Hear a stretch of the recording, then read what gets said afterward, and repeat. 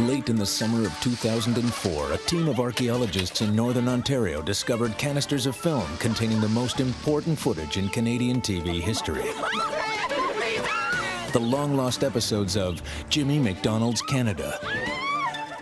For a brief period in the mid-60s, Jimmy MacDonald was the most popular TV star in the country. 10 million Canadians would tune in each week. Then, disaster. After a major on-air meltdown, MacDonald succumbed to paranoia and mass delusion. He renounced television, the medium that had given him so much, so quickly. He decided to move to the Northwest Territories. Flying north, he took every episode of the show with him. Unfortunately, he wasn't trained as a pilot. The plane crashed and MacDonald was presumed dead. A somber Prime Minister Pearson addressed the nation. There are millions of people tonight who, throughout the world, will feel that they have lost a friend. MacDonald's body was never found. His hit show was thought to be lost forever. When those tapes were lost, a part of Canada was lost. And now that the tapes have been found, it's like we've been made whole again. He was able to get through almost any situation because he had gravitas, because he had the common touch, and because he was just Jimmy. And Jimmy was so macho in his own quiet little way, in his own unpretentious, reserved kind of way. And he may have acted, a little cynical and like he didn't really care too much for this, that, or the other, but really he cared a lot. And now, for the first time in 40 years, CBC presents Jimmy MacDonald's Canada.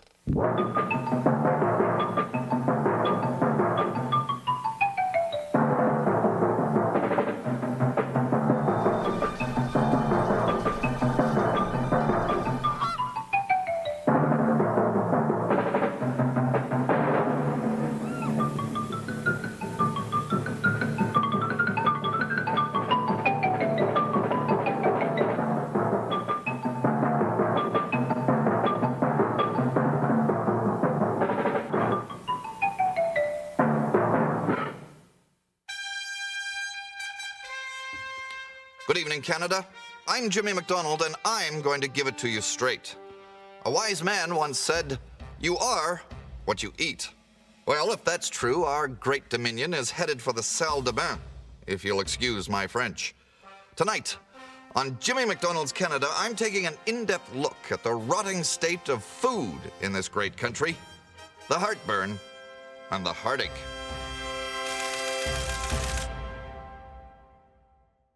We used to eat what our ancestors ate, the good stuff, the stuff I was raised on. Mashed potatoes, mushy peas, creamed corn, steak and kidney pie, shepherd's pie, meat, potatoes, and a splash of veg for color. Hearty fare that emphasized nutrition, with flavor, an odd bonus. It was good enough for the fathers of Confederation, but apparently it's not good enough for you epicureal dilettantes. Just look at what you're eating. Look at this disturbing footage. Egads, how could anyone even look at that, let alone ingest it? You folks are gorging yourselves on new so-called fast foods promising instant gratification. Chew and munch away on this exotica to your heart's content, but remember, there's a price to be paid in the end. Let's take a quick tour through the sorry state of modern Canadian cuisine. A food chain of horrors.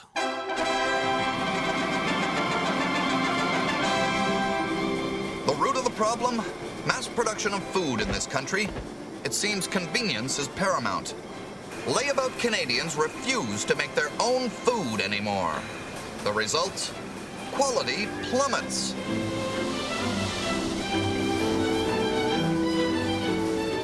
And the food ends up here. Aisles teeming with abundance. Abundant fetor. A lethal combination of apathy and sloth. Caveat emptor, my friends. For you younger folks, that means buyer beware.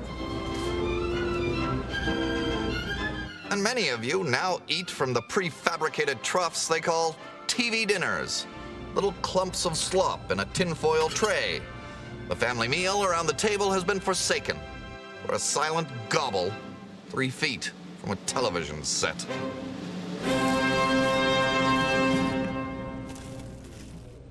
Now a new low, margarine. Why are we substituting our lovingly churned butter for this artificial glop? Some homemakers are even coloring it yellow so it will look like the butter they so heartlessly snubbed. I'm joined now by Mrs. Seswick, who's part of the Toronto Margarine Committee. Mrs. Seswick, how long does this operation take, this home coloring of margarine? From the time that I remove the margarine from the refrigerator to the time that I'm ready to serve it, approximately 2 hours. Then why on earth buy it? Well, I have my husband and 2 young sons to shop for, and I find margarine just a better buy. You get twice as much for your money, and it's as simple as that. Do you understand why you must mix the color into the margarine yourself? I certainly do, and it makes my blood boil to think that every time I buy a pound of margarine, I'm inconvenienced for at least 2 hours. Whose fault is that? The dairy farmers of Canada. They are overrepresented in our provincial legislature, and the vote-conscious politicians bow to the dairy farmers' wishes. And I say that it's not right that a few dairy farmers should be allowed to dictate to thousands of Canadian homemakers such as myself. If we are the homemakers of Canada and we want colored margarine, I feel we should have the right to buy it as such. And now is the time that something can be done about this injustice. Good night, Mrs. Seswick. A lovely lady, but let's face it, if she's got time to join anti-dairy committees, she's got time to dye some lard. As if that wasn't bad enough, now foreign food, described with barely suppressed titillation as spicy, is making its way into our innocent kitchens, restaurants, and dining rooms. A female food expert named Mrs. Brady is here in our studio with a lurid exotic recipe for a dish called pizza pie. We seem to be having some difficulty with the camera. Hang on, okay, oh, all right. I think we've rectified the situation. Go ahead, Mrs. Brady. Good afternoon. I'm Mrs. Brady. Today I'm going to make that popular Italian dish, pizza pie. You've all probably heard about it, and if you like the recipe, please get a pencil and paper, and then you can take it down as I go. Pizza pie is becoming very popular, especially down in the States. There are some restaurants that even specialize in it. These are called pizzerias. And Saturday night, as you drive down, you can see cars lined up for miles waiting for their pizza. If you have a cookie sheet, a flat cookie sheet would be grand. First, we're going to oil our pan. This is so the base won't stick to the bottom. Just use light, I just use Mazola oil. There now. Well, that's all the Italian I can handle for the moment. We'll check in on Mrs. Brady a little later and see how her questionable creation develops. Please, folks, remember, this is just a studio demonstration presented for the edification of the curious. Jimmy MacDonald in no way encourages you to embrace the attitudes of the warm weather countries. After the commercial break, I'll show you a vending machine that could spell the end of your local greengrocer. But first, enjoy this advertisement from our sponsor, Canada's favorite brand, Provincial Cigarettes. Remember, if you're Canadian, you've got to be provincial.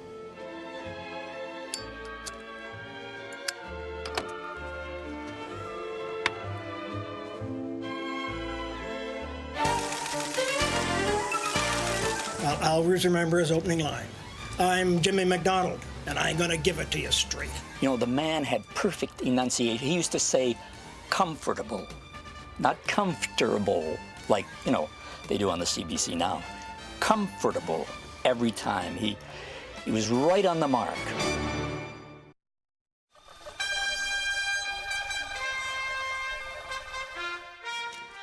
Hello, folks. I'm Jimmy MacDonald, and tonight I'm exposing the deplorable state of food in Canada. The national tummy ache.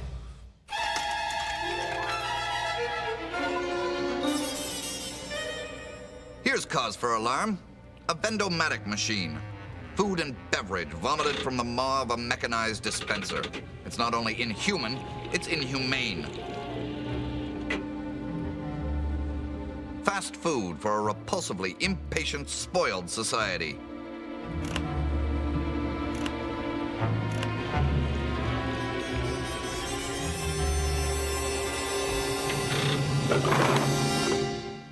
Expedience via technology has lowered our culinary standards, and it's about to drop the bar another notch. Say goodbye to your local greengrocer and the freckle-faced boy who bagged your produce. John O'Leary is in our studio, and he's about to have a little chat with a machine that calls itself Grocerette. John, that's an awfully curious-looking machine.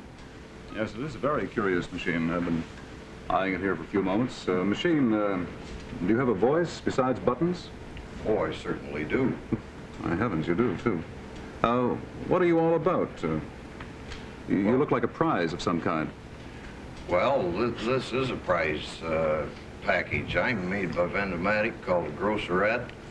And I can vend you any of the products that you see in front of you right now. Now, how do you envision yourself being used in the future, machine? You'll find us any place that people want to buy something after hours or want to buy one or two items rather than going in and standing in line for a number of items. Well, up until now, machines of your type have dispensed things of only one size or one variety of thing. You specialize in all shapes and sizes. Now, there must be a problem there, eh? No, John. The boys at Vendomatic can adjust my shelves. They can fix me up so that I invent anything from bobby pins to ice cubes, ice cream. Do you mind if I try you out, just to see if you work? I hope you will, John. We need your money. All right. I'll see what you have on this week. Tomatoes, 15 cents. That's pretty good, isn't it? John, they're nice and fresh. Yeah. What do I do? Just put the money in your mouth here? That's it. Thank you. There we are. Oh, John, that feel good? That must have been a bad nickel, John. No, I think I gave it back to you. You did? Yes. Coin of the realm. Maybe you want to try another. There we are. Oh, that did it. Okay, now just press the old button. That's it. It's still there. Oh, that one's going to stay there. So. Oh, that's just for display purposes. Absolutely. There we are. Thanks. There we are. Beautiful. Thanks, John. I think that's enough. Enjoy your tomatoes. And speaking of tomatoes, it's time to check in on the havoc Mrs. Brady is wreaking in our studio kitchen. What's happening with your Italian pizza pie? I'm just crimping the edges slightly, as you can see here, to keep the sauce from running over and burning your oven. Now our tomato sauce is next. I have combined in this saucepan, as you can see. Now we'll just put the sauce on top of the base. We'll spread it about just a 1/4 inch thick, just till it covers the bottom. Mrs. Brady, what's in that bowl? It looks like grubs. I have grated a 1/2 pound of mozzarella and a 1/4 pound of cheddar. This is a nippy cheddar. These are the fresh mushrooms, mainly because they're in season and they're much less expensive right now. But during the winter time, if you're serving your pizza pie, you can use the canned ones. They're just as good. Mrs. Brady, we'll check back with you once more and see if you're a little further along. Folks, it's time for our weekly visit from Marg Margison, here to offer a woman's advice. Each week, Marg Margison joins us to offer a woman's advice. Marg, I'm sure you know your way around a stovetop and icebox. Tell me, what should the kiddies be eating? Well, Jimmy, food represents many things to many people. In other countries, dining is a celebration of life. They linger over dinner in the pleasure of tasting exotic dishes. But that's not very efficient, is it? In our home, dinner is a source of sustenance, plain and simple. I'm proud to say that my family can sit down to a nutritious 3-course meal at 6 o'clock and be finished by 6:23. And it's even faster if my husband has to stay late at his accountancy firm, which seems to be happening more and more recently. Tell your children food is meant to be eaten, not enjoyed. And remember, kids, don't play with your mashed potatoes. Your mother likely has a severe headache, so you've got to be considerate. Let's build a great Canada. Back to you, Jimmy. Thanks, Marg. As always, lovely. Truly attractive. Well, we've seen how our dietary heritage has been traded for a fast buck on our bellies, and I'm feeling a bit peptic. I'll be back after this advertisement from our sponsors, Provincial Cigarettes. What smooth flavor. What great taste. Remember, if you're Canadian, you've got to be provincial.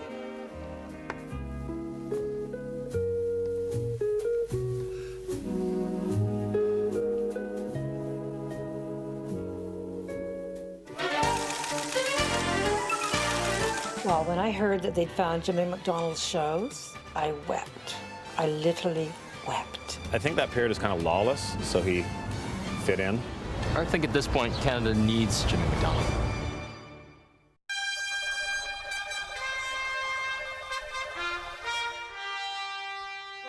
Welcome back, friends. I'm Jimmy MacDonald, and tonight, I'm concerned about your digestive tracts. Of course, the forecast isn't entirely bleak. Some Canuck classics shine through like the enduring rays of culinary sunshine that they are. Here are some images of the sweet dew that sallies forth from our mighty maple tree.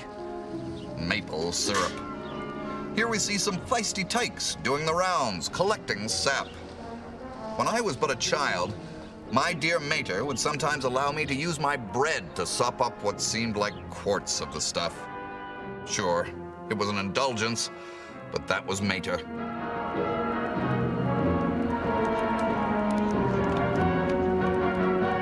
Observe the patient preparation. May the sap run forever.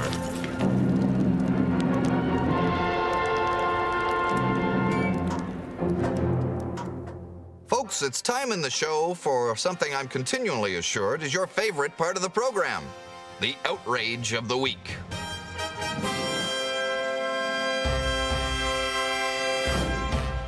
How do I know it's your favorite portion of the show? Why, from the letters you send me here at CBC Television. Here's one from a Mr. Dougal Payne of RR1 Tay Township, Ontario. It reads, "Dear Mr. MacDonald, I find the Outrage of the Week segment of your television program to be especially well-paced. Sincerely, Mr. Dougal Payne." Thank you for that lavish praise, Mr. Payne. Now let's to it. I show you 3 segments of film and then tell you which one of them outrages me the most. This week, we're talking about food in Canada, and here are just 3 things that have me quite outraged.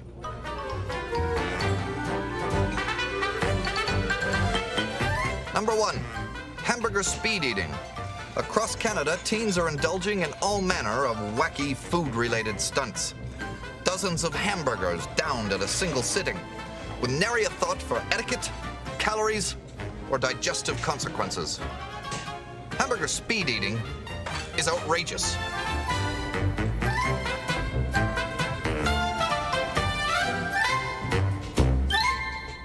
Number 2, Microdine. A new gizmo for people without the attention span to operate a stove or oven. You actually dial in the amount of time you want to heat your food. Perhaps this diabolic box will chew it for you, too.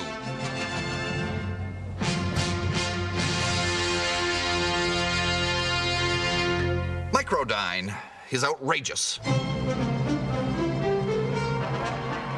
Number 3, pancake racing. Apparently, women in England on Shrove Tuesday dashed through the streets flipping pancakes all the way. Meanwhile, English gentlemen watch from the curb. No gentleman I know ogles a lady's hotcakes. Pancake racing is outrageous. Which food trend outrages me the most? Hamburger speed eating, with pancake racing a close second. Velocity and food, friends, don't mix.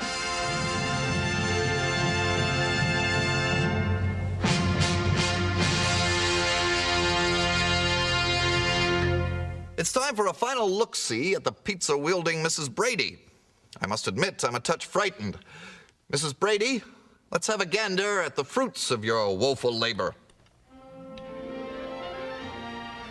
There now, our pizza's finished, and this is baked in a very hot oven for about 15 minutes. I'd say about 400 degrees Fahrenheit, and just until the base is cooked and the cheese melts and the ingredients blend throughout. Thank you, Mrs. Brady. Folks, I can't imagine that coming out looking anything like a pie. Well, our gastronomical horror show has come to an end. The rest is up to you. I implore you to reject the facile dining options offered by the so-called modern Canada. The future depends on it, not to mention our plumbing. Next week on the show, hockey. What's happening to our national sport?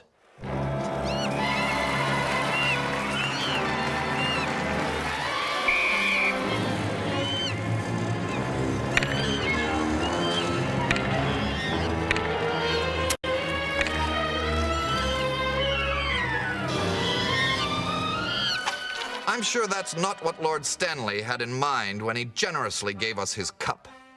Is the national game dying? I'm Jimmy MacDonald, and I'm going to give it to you straight. Good night, Canada. Hug your children. What? Lacrosse? Who plays lacrosse?